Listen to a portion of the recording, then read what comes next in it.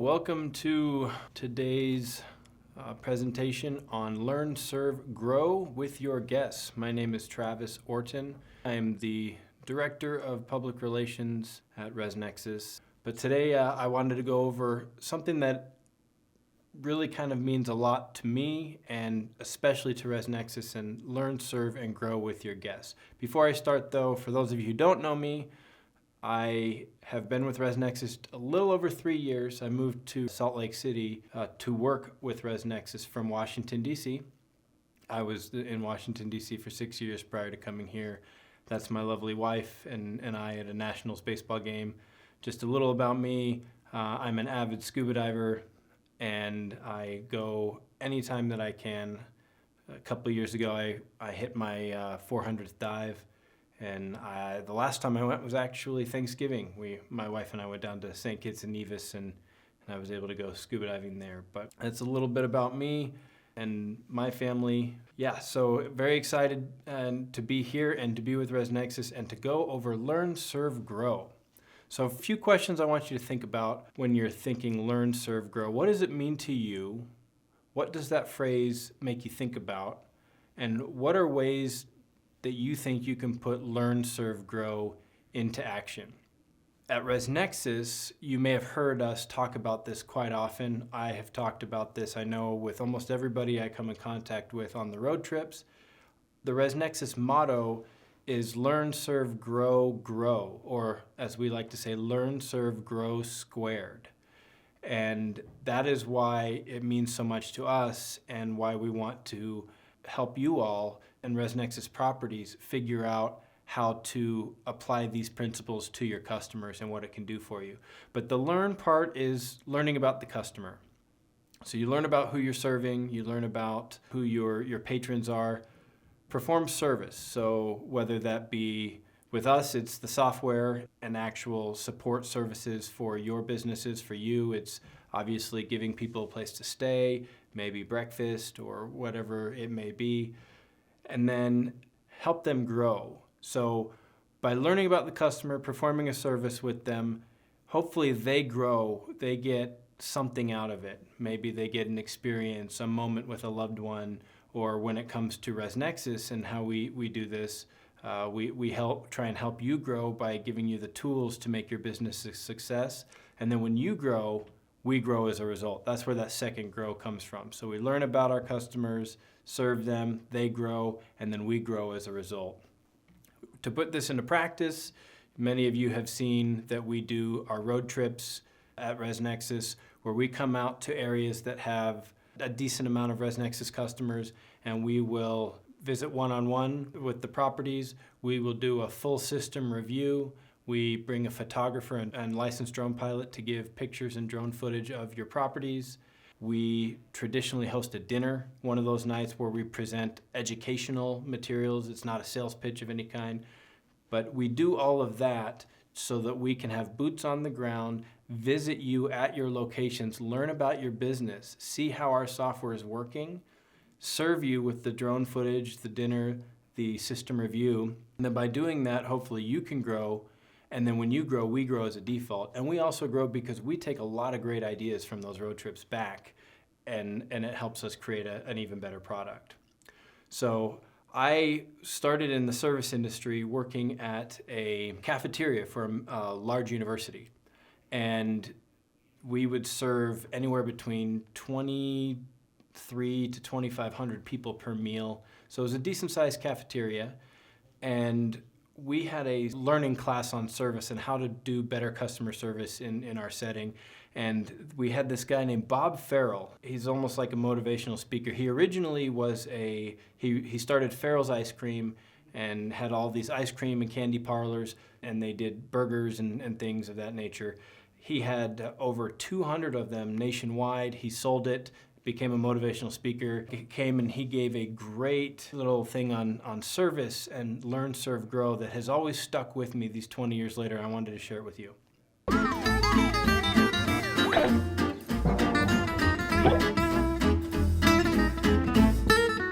My name is Bob Farrell, and I've been very fortunate to work a lifetime at something I love doing, serving customers.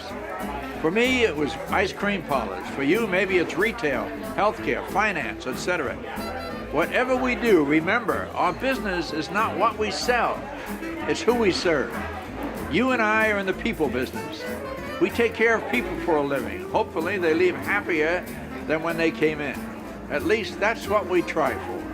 One of the best things that ever happened to me was to get a letter from a disappointed customer. Dear Mr. Farrell, I've been coming to your restaurant ever since you opened. I really love the place. Love your ice cream. I love the fun. I love your hamburgers. They're the best. I love your pickles. They are the best pickle in Seattle. I always ask for an extra pickle. They always give me one. Today, Mr. Farrell, I came in, had my usual, asked for an extra pickle from the young waitress. Well, I don't know where she got the idea, but she said, well, I'll have to sell you a side of pickles for 75 cents.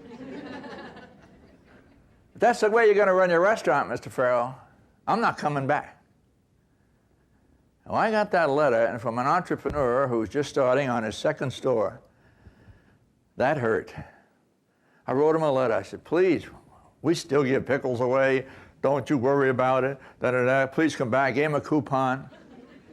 But what happened is, I thank him to this day, the war cry of our company became, give him the pickle. Take care of the customer. No matter what happens in our business and we hear something going on, somebody says, well, should we do it? Give him the pickle.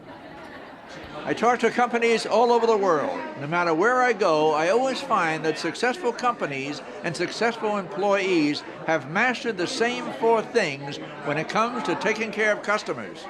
The first thing they do is give away pickles. They make people happy. In other words, they've made serving others their number one priority. I spoke to a bunch of garbage men. They brought me in to speak on customer service. I gave the talk, and they gave me a big hand. They loved it, da-da-da-da.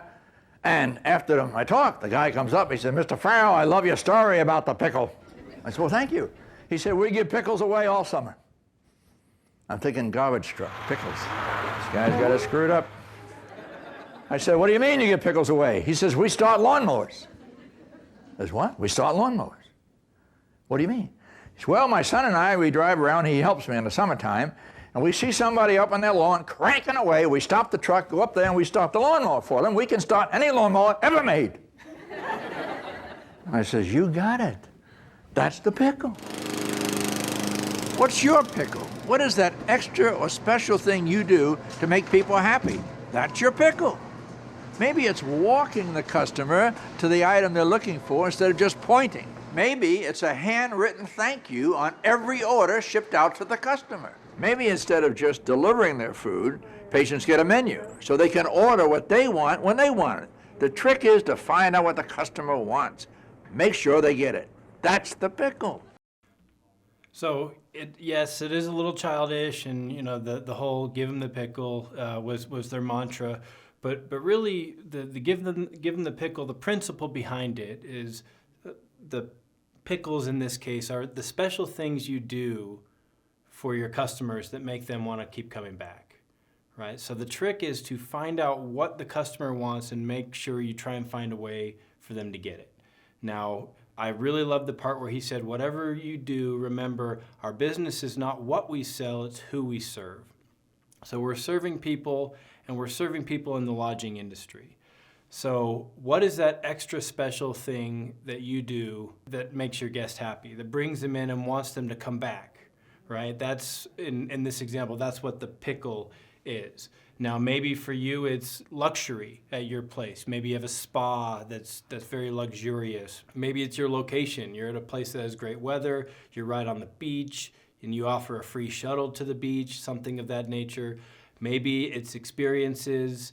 You partner with places for ski packages or fishing or tours of the national park, hiking tours. Maybe it's strategic discounting, where you have, fifth night free if they book 5 or more nights, or I've seen campgrounds give free s'mores packs for families, or maybe it's your service. Maybe you just have amazing service. But whatever you do, try and find that extra special thing that you can give to the customer that keeps them coming back, and make sure you keep giving it. Because in this example, it was the waitress, the guy always asked for an extra pickle, he always got it, and all of a sudden she says, no, I have to charge you for it, and that really put him off. Small little things that you don't think necessarily work for the customer might be the thing that they're looking for. So many of you actually have built-in pickles or things that benefit the customer. For you bed and breakfast or you inns, breakfast can be the actual built-in additional thing that keeps people coming back.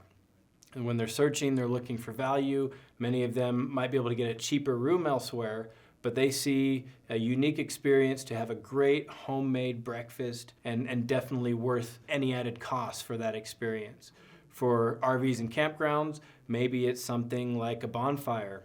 I went to one where they had a bonfire every night between 6:30 and 7. They would send out a message to everybody, and when they show up, they would give small little pre-made s'mores packs to all the kids, and then the kids could roast s'mores around the bonfire. Or maybe it's escorting the guests to their site. I've been to many RV resorts where the guest shows up, you take them in a little golf cart, and you escort them to the site that they're going to have that evening. That can be an extra pickle, or so to speak, something extra of service that brings value. The Dewdrop Inn, one of our properties in Oklahoma, they do a pizza night. On Tuesday evenings, they have a gathering in kind of their pavilion area. It's actually indoors. And they do pizza, and people can come and chat and have a good time. So there are things that you can do. Now, when you're creating and adding value and adding these pickles, oftentimes you property owners, I see that you're spending so much time on your day-to-day tasks because it's not easy and it takes a lot of effort to run your properties. But oftentimes you might not be thinking as much about the journey the guest takes once they're at your property. The guest doesn't just show up at your property and then they're done. That's just the beginning. They check in, then they have a whole journey that they do from the first night to the last night, whether the experiences that they go do, the places they go see, how they sleep at night, all of those things. And sometimes we tend to kind of forget about that or just get in a rut because things have been going well for so long that it might be good to step back and refresh. But so today we're going to talk about different guest expectations because guest expectations have been changing. Slowly over the course of a few years, they've been changing as we go from the boomers to the millennials, and now the Gen Z people are in their 20s and graduating college, and they're the ones that are kind of going out and starting to stay at these places. And so the expectations of each of these groups are changing. And then with COVID, the onset of COVID and the whole pandemic the last 2 years, expectations have even changed more. So we're going to go over how the expectations have changed, touch points and sensory cues, and the environment and moment making, experiences and programming, and how to package your experience. And all of these are ways that you can kind of add pickles or add value to the pickle, so to speak, using that same analogy. And while we go over all these things, ask yourself, what is your special thing at your place that adds value? What is your pickle, so to speak? And now that the pandemic and some of these things have happened, has your pickle changed? Has the value that you add or the special things that you add, has that changed? And do you need to rethink the way you're going about that? So guest expectations are on the rise. So we have Ipsos, an international marketing research consulting firm, in this past 8 months did a study, and they found that 1 in 3 guests admit that their guest expectations are higher than they were just 3 years ago. And Deloitte has found that 56% of guests say that they are satisfied with how hotels surprise and delight them. So that means you got a whole 44%, almost half of people are not surprised or satisfied in their experience when they go places. They're really just kind of staying there thinking, oh, ho-hum, and then moving on. And it's not something that stays with them, making them want to stay again. There are ways to improve on this. Now, unique is the new thing to go for. And this bears out in every study and all the numbers. People are looking for something unique. They are not necessarily looking for the same standard hotel experience that they've always had or that their grandparents had or their parents had. Nowadays you're seeing millennials want these things like teepees and igloos and travel boats, tiny houses, those types of things. As a matter of fact, 71% of millennials that were surveyed said they prefer those unique accommodations. And I am no different. Personally, I don't consider myself a millennial, even though I am in the age group, but my wife definitely is. This is a yurt that my wife and I went and stayed at down by Zion National Park.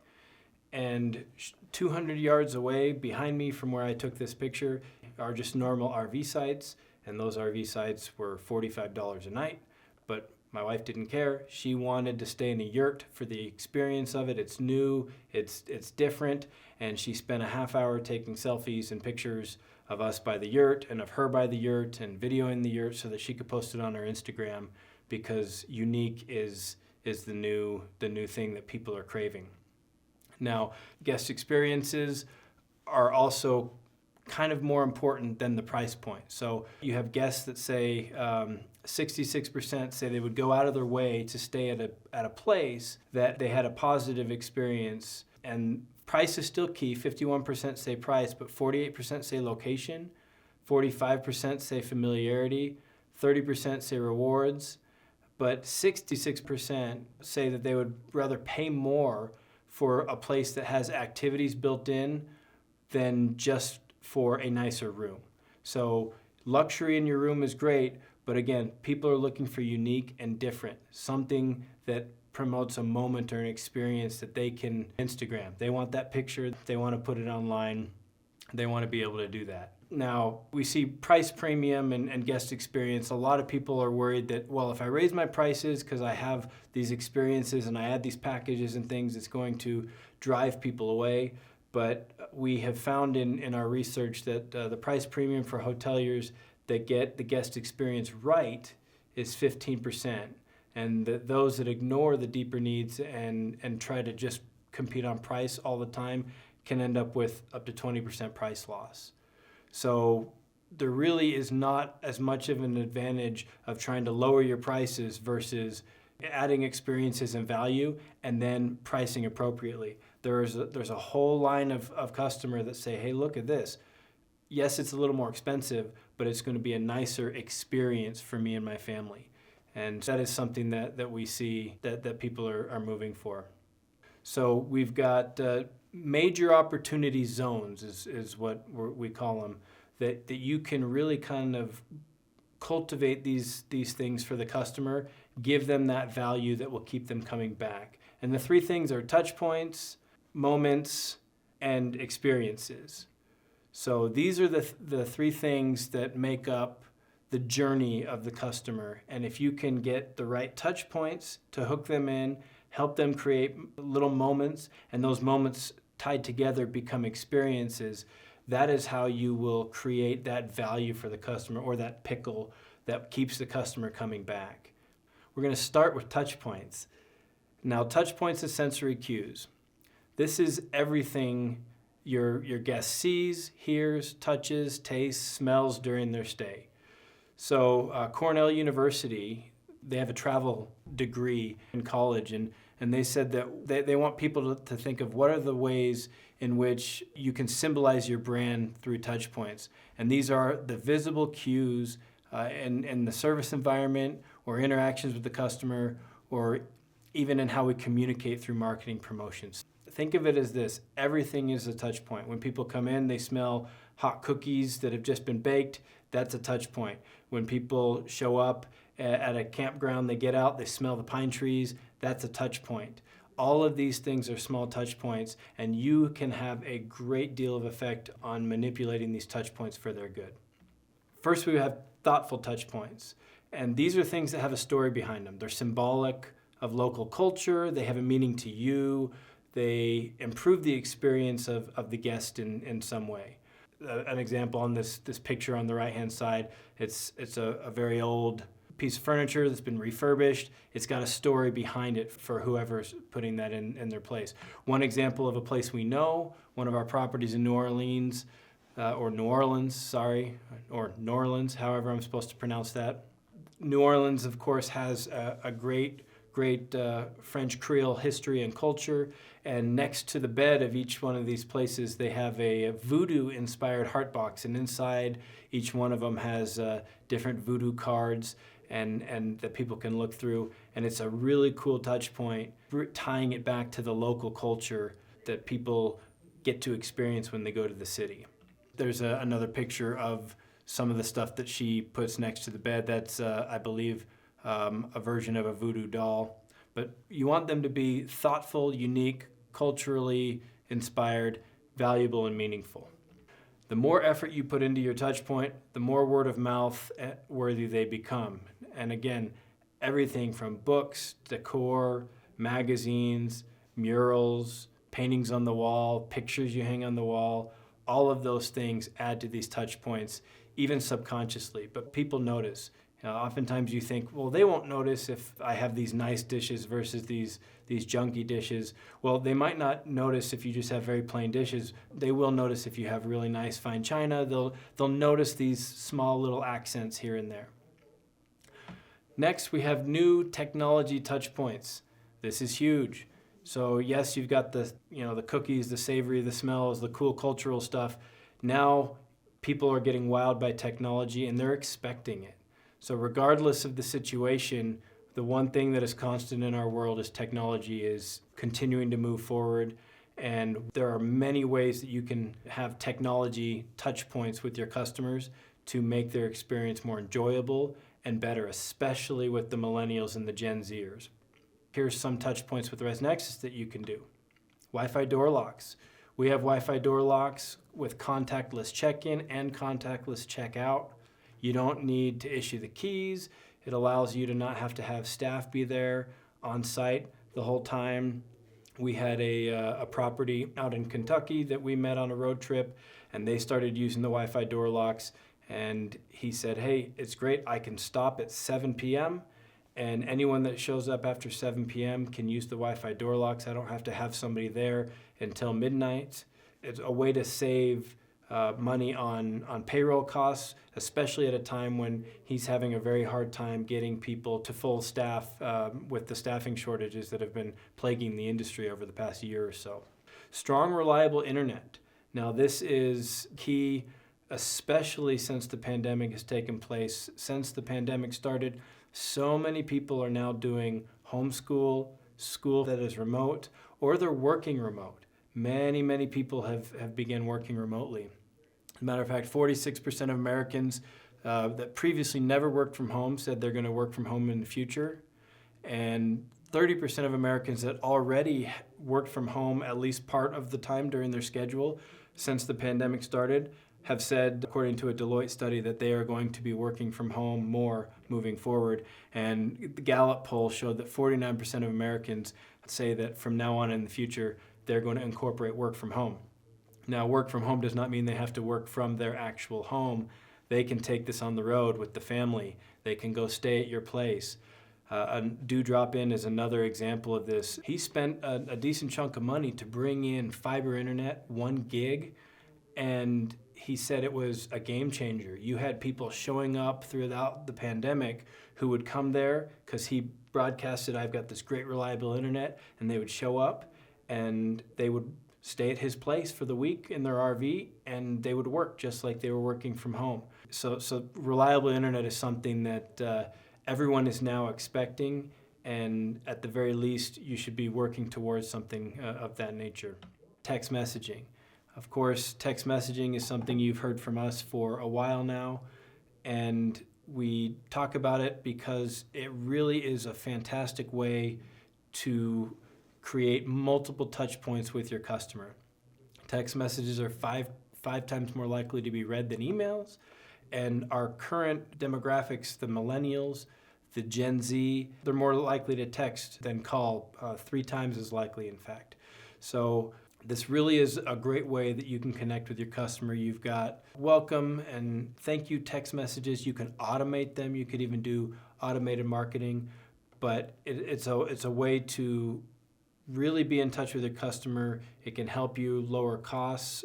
With staffing shortages, you can do a lot more with less with text messaging, and it really just is the wave of the future. Even the boomer generation that we talk about, the baby boomers, they text as much as they look at emails now. So text messaging in the guest experience, there are many different times throughout the whole guest experience that you can use text messaging. And that's probably one of the reasons it is so important, is that it can be used throughout all stages of booking. So you've got your pre-booking. Now this is before they even book. We have many different people that report once they started using text messaging, they have people text them, do you have any openings tonight? Do you have openings next week? And they end up getting the booking through text message rather than somebody actually calling. This happens at many of our event centers, retreat centers, and wedding venues. The initial contact is done by texting. Post-booking, this is after they book, but before they come to stay. And if they haven't done things such as sign the waivers that you need them to sign for certain experiences, you can send them text during that time. Pre-arrival, these are usually going to be automated. I would recommend you automate them. Email, these are your welcome text messages. I had a great experience of this down in Green, Texas, New Braunfels area. We stayed at the Green Mansion on our road trip. Fantastic place. If you ever get a chance to go, please do. But they have ResNexus text messaging, and it was really awesome. I got off the airplane in San Antonio that morning, and I had a text message from them saying, Travis, welcome to Green, Texas. Your check-in time is at 3. And by the way, here's your Wi-Fi door lock code, and here's a link. When you click it, there's your GPS coordinates right on my phone to drive to their place. And then the mid-stay. Mid-stay is, again, when I was at the Green Mansion that very next morning, I knew it was automated because I work for ResNexus, but if I was not in the know, I may have thought they were sending this to me. But 9 a.m., they have it programmed. Travis, the canteen is now open. Donuts, coffee are available. And so I got a nice message for that. Programmed, so the second day of my stay, in the morning, I got a text message letting me know housekeeping was on site all day that day, and if I needed anything, to text them and let them know. And then your post-stay text messages are, of course, the thank you text, saying, hey, thank you for staying with us. And then the texting review portion of it. How could we have done better? Or how did we do, I guess I should say. And if you did well and they give you a 5, the system automatically sends them a link with your TripAdvisor or Google or whichever you choose. And then the customer can just right on their phone click that link and give you a review right there. You're soliciting the 5-star review. If they give you 4 or less, then instead of sending them the link to give you a review, what the system will do is send them a text message saying, we're so sorry, we fell short of 5-star service. How could we have done better? And then that way the customer can still vent and send to you how they thought you did and what you could do better. And if they have a valid complaint, then you can learn from that and you can actually grow yourself and get better. It's truly another way to kind of learn, serve, grow in action. But the challenge to you is go through your property, take inventory of all of these touch points, all of the ways you communicate and with your customer, whether verbally, whether it's the decor of your place, whether it's the smells of the things you're cooking and all of that. Go in and take inventory and really think about it. How do you want people to respond to each of your touch points? Think about how you want them to walk away from your place. What do you want them to be saying and thinking and feeling? And that's how you do the touch points. Next is moments. So we're gonna move on to moments. Now moment making is all these touch points kind of put together make a moment. And the last one is going to be experiences, and it's all the moments that make an experience. But now we're making moments, right? So consider how you get creative about all these touch points and how people interact with it, and it makes a moment.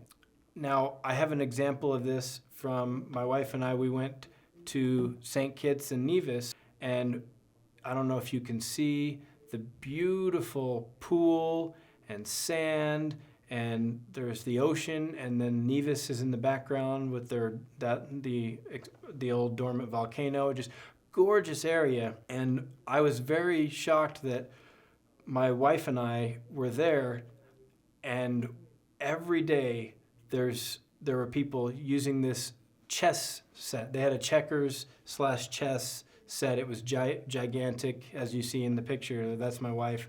And every day people were using it. My wife and I tried to play every day, and I say tried because most days you had to kind of get in line to wait your turn, and everyone was taking pictures and everyone loved it. It's a small touch point that allows people to create a moment. And in the Instagram generation, I can't even tell you how many pictures I took of my wife on this little chess set. But it made her happy, and it seemed to make the other guests happy, spending 20 minutes on there trying to take pictures of a oversized chessboard. But that's a small touch in comparison to all the amazing things the resort offers. This is just a small little touch point, but it allows people to create moments. Now, you want to also determine the goal for your environment and for the space that you have. Is the space for gathering? Is it for self-reflection? Is it inspiring? Try and get out of that limited hotel mindset. Unless that really is your bread and butter, then that's fine. But for many of you, and as things are changing, as we said, think about cultivating an experience almost like a museum.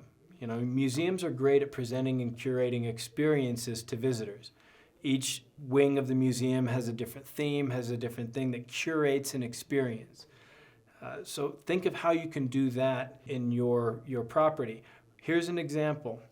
Here in Utah, there's a place called Sundance. It's a resort, it's a ski resort. Up until 2 years ago, it was owned by Robert Redford, and recently it was Travel and Leisure named it the #1 ski resort in North America, as voted by customers themselves. But up there in the front of their little lodge, there's this long hallway that goes to the bathrooms. And it's nothing special, it's just a hallway that goes to the bathrooms. But they have taken this example of curating something, and they've made something out of that space. And I gotta tell you, it's amazing to me whenever I'm there, and I was there just 3 weeks ago, every time you walk by, there are people just standing in that bathroom hall. They run to the bathroom, and then it takes them 15 minutes to come back because there's all of these pictures, and all these pictures have little blurbs and information on them that people stop to read. And it's things of Denzel Washington or Anthony Hopkins coming and doing the actor studio there at Sundance, and they have all these old historical pictures of these famous actors, and people spend a lot of time there. It is a great touch point and a great way that people can help create those moments. So you want these moments to reinforce your brand story and to work together. And when a property doesn't have a story that ties through it, guests notice that. Doesn't stand out. But when they do have something that ties through, guests will remember it for forever. They'll always say, remember that time we stayed at that place that had this and it was so cool. It had this and it was so amazing. If not, it doesn't stand out and it doesn't make them want to come back. So make sure these little details, these moments that you're creating with people, they make all these touch points, create the moments, and then little moments will go together and create experiences. And this, out of all the three of these, may be the most important, but again, you really can't get all the experiences together unless you have certain touch points. But experiences are truly a way that you can string together moments to surprise and delight your customers and make them wanting to come back. Now, 20 to 30 years ago, lodging places were not that big into experiences. This is just a place to sleep, a place to rest your head, and that's it. Now, 1 in 4 guests say that they are looking for accommodation options that also feature activities such as tours or add-ons that they can do.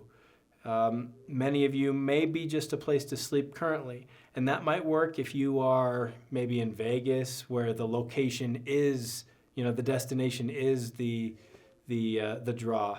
But for most of you, that's not going to be the case. And even if that is the case, adding experiences can really kind of set you a cut above. And I'll show you some examples of this.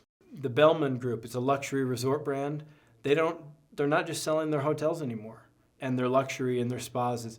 There are experiences that are into this. Their whole page on their website. Find an experience you want to do, and we'll show you a luxury resort near you that can help you do that experience. The OTAs, Expedia, Airbnb, they are doing these things as well. You go to Airbnb and Expedia, and you can go to their experience pages and do the same thing. Type what experiences you want to look at, want to see, what you're interested in, and they will show you places to stay near there that either are close to that experience or that are offering that experience. Experiences on Airbnb, they even offer a platform where you as the hotel or you as the property can do your own online experiences where you can pay a few dollars and Expedia will promote your experience. And we've seen people do things such as cooking, yoga classes, virtual yoga classes, things of that nature. I've seen virtual magic shows, as you can see on the screen there. So these are things that you can do even if people are not there. Experiences that you're known for or that you've done previously, you can do them online and other people will actually pay to watch you do them. So if you bake cookies or something and you have a great recipe, you can put that on there and people can pay $5, $10 or whatever it is to come online and watch you do that experience. So these are all sorts of things that you can incorporate into your property. A great example is Carriageway Bed and Breakfast. If you don't know Michael Lee and Carriageway, I have been down there 3 times. It is gorgeous. It's in St. Augustine, Florida.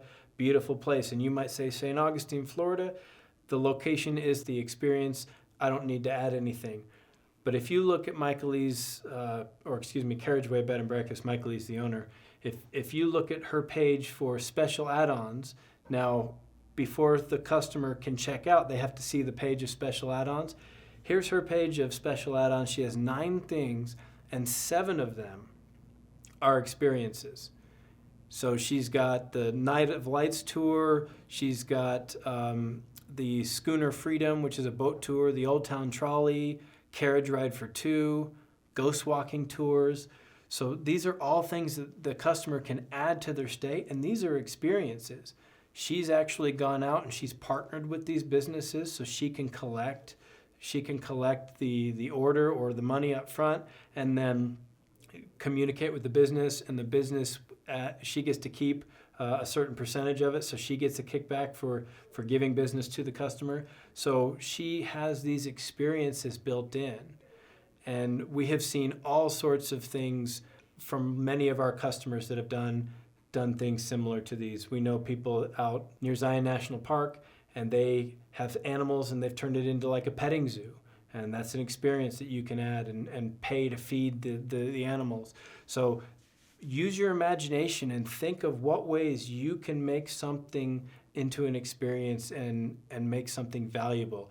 Provide that pickle for customers and for their children to want to come back or have such a great time that they want to bring their kids back. You can also become a collaborator or a curator. This is another great idea. So maybe you don't want to be in charge of doing the experiences, but you can make your space available to people that do, right? So you can tap into the passions and gifts of others. Maybe it's some of your staff, maybe it's other people. An example of this would be the Blue Spirit Costa Rica. Now, I have experience with this place.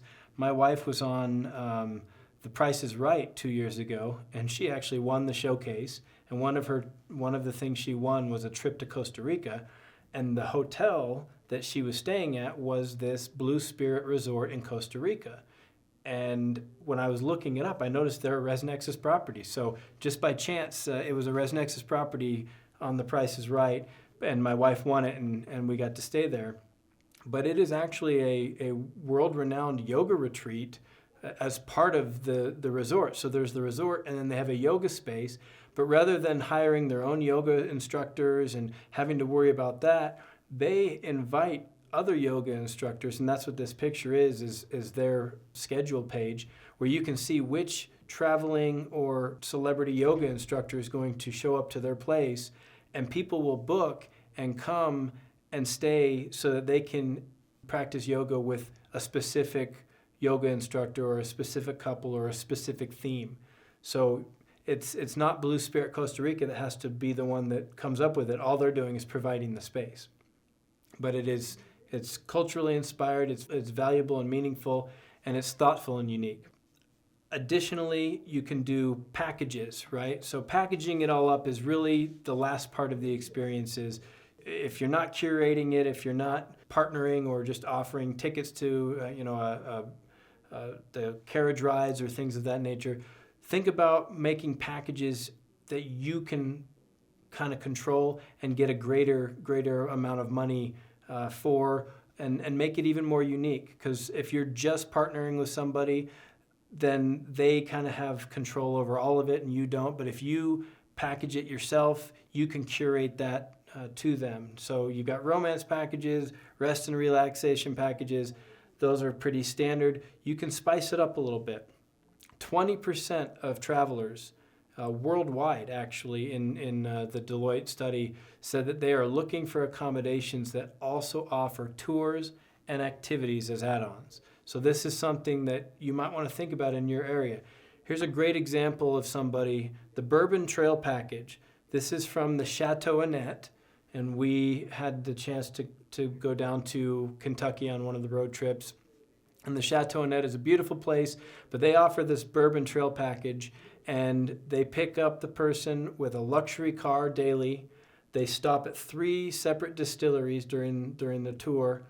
Lunch and dinner is included, chances to buy souvenirs, and then the guests can even tailor it, spend a little extra money to kind of tailor it. Instead of the property choosing the distilleries for them, the customer can choose which 3 distilleries they want, and the Chateau Annette can be flexible and really, really help them. But this is a fantastic package that really ties a lot of value and is really something special. It's not, I'm just going to Chateau Annette and then finding my own way to these distilleries. It's let Chateau Annette figure it all out and put it all in one amazing package. Another one is Homer. You've got Adrienne in the Homer Driftwood Inn. It's a half an inn and half an RV resort. She has both, with a fantastic restaurant, but she does fishing charters. And we were there just in June of this year, stayed with her, and she does these fishing charters. You can do halibut, salmon, or both, and half-day, full-day charters available online. There's no limit on the halibut. The charter company with this deal will actually clean and fillet your catch. So all you have to worry about is the fun of reeling them in and the excitement of trying to get a halibut, which can take hours to reel them in. They're huge fish. But then they'll clean them and chop them up and fillet them for you, box them up, and you can then take them home. They'll freeze them, and then you can take them home.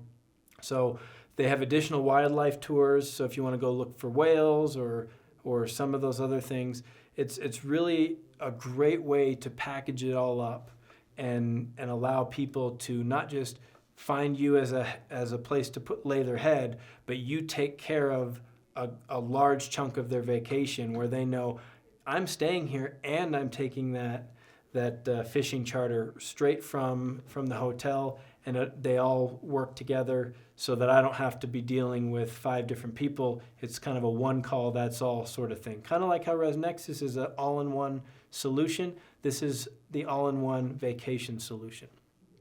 And I really can't think of a better example than packaging it up as a way to show added value, or as to bring it all back to, quote, give them the pickle type thing.